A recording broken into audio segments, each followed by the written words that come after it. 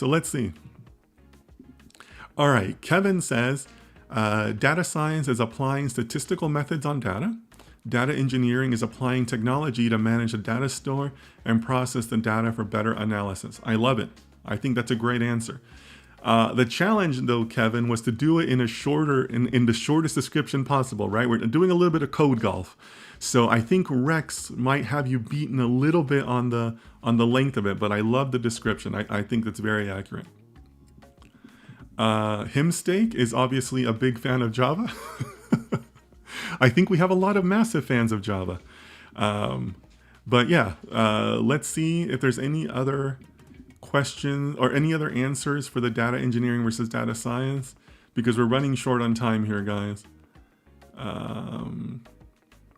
Anybody else? Nobody else has answers on data engineering versus data science. Okay, but we have some very strong entries. I think I kind of have to give this to Rex. DE builds pipelines, DS fits models.